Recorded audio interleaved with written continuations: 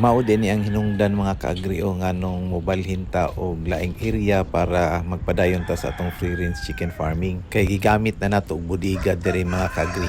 Ug mao din ni atong egg room sa una mga kaagri na atong mga incubator diri sa una karon wala na. Gibut nga na lang namo og darag nga 4 months old upat sila ka buok diya. Ug diya ra atong backyard farm sa 5 ka tuig kapin mga kaagri. Oning mga parent stocks nga imported mga kaagri 3 months old kapin ug ato ning hakuton unya ibalhin na nato dito sa bag-o natong site.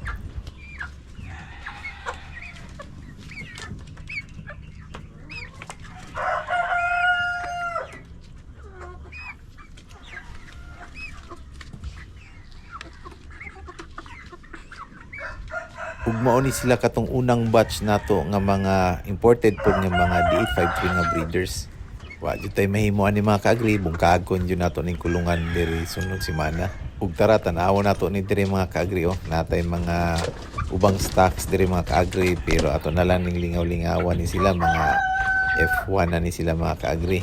Kani atong gilahi ni mga kaagri na itulo ka buok nga akin og sipon so atong gitambalan ulian naman pud noon dayon.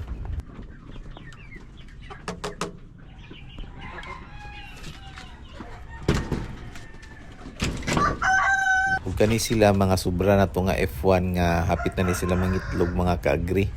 So atong gilahi diri kay wala na ako gipaihaw kay ala na day itlog day jud nakuha So good na jud day sila pangitlog mga kaagri dira Para gamay pa kaayo piwi pa. Kini diri murag last na natong gamit diri sa tong brooding area na atay gibutang nga mga darag day old chicks. I-order nato ni siya mga kaagri kay magdarag lagi ta. So, ungendered ni siya kay di pa man siya makibalan kay lagi day old pa. So, mao ni siya ang duha ka box atong gigamit mga kaagri na apo diri na diara. So, mao na tong dalon dito sa bag-o na to nga site mga kaagri ug ato ning i-range ni sila dito. Testingan nato niyang karne ni lami do kay ni karne ning darag native chicken. Mao ni atong padaghanon pud mga kaagri.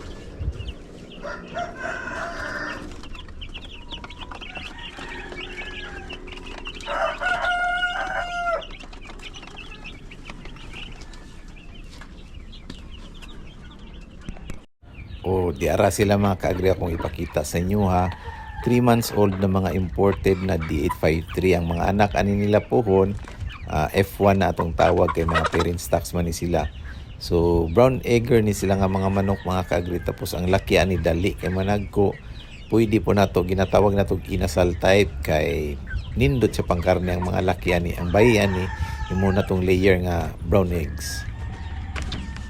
Subo pod mga kaagri nga mobiya na tani nga area pero lipay lang pod mi mga kaagri kay na po'y bagong opportunity gihatag ang Ginoo sa tuwa kay mao lagi gamito na nato ning area kay mo na tong bodega i-extend nato tong bodega nga na sa tubangan. Good morning mga kaagri, nata karon dire sa tong area para magduaw na pud ta no. Medyo nahunungan na to siya mga sobra 1 week kay natay gipatrabaho sa Panday sa lain nga area. So medyo nadugayan yung taghuman ani ato ang free range chicken area dire mga kaagri. Nahunungan na to mga sobra jud semana. Pero balik ta karon atong humanon mga kaagri aron mabalhinan na jud nato og mga manok mga kaagri kay medyo dagko na atong mga breeders kinahanglan na jud sila ibalhin diri sa tong area. So silip ta mga kaagri, tara sabay ta.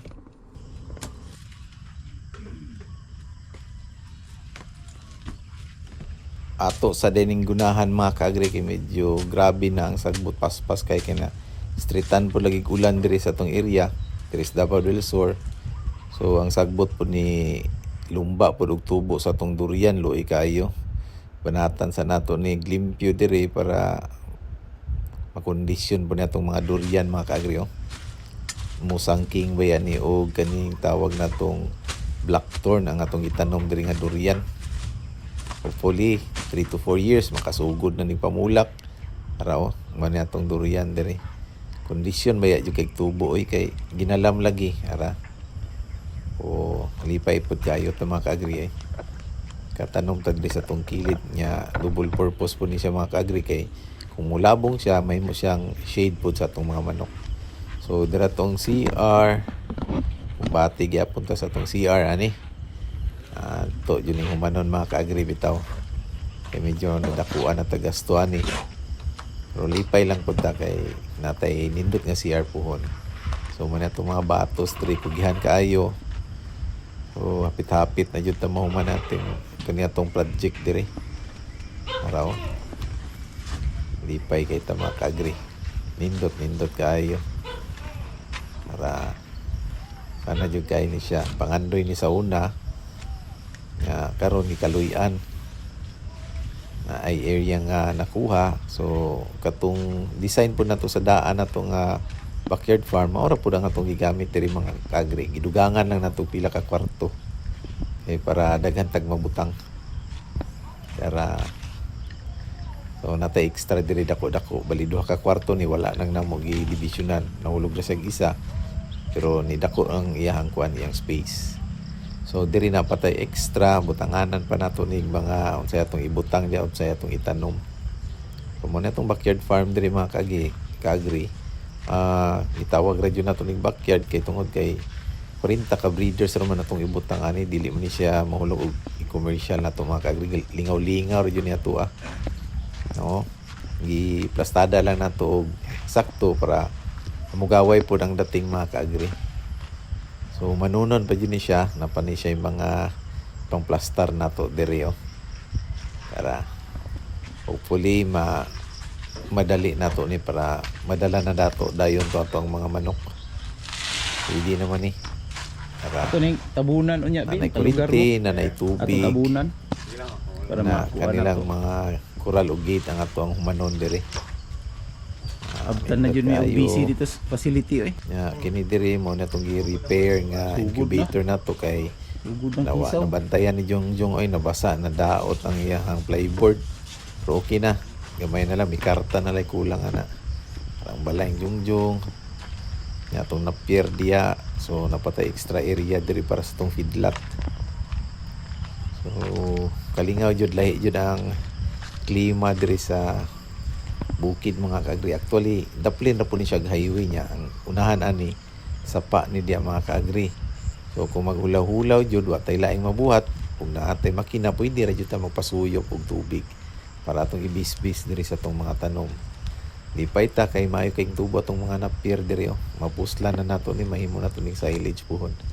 So mo ni siya nga area atong ibutang og feedlot diri puhon mga kaagri. Hopefully ma-realize jud nato ni siya.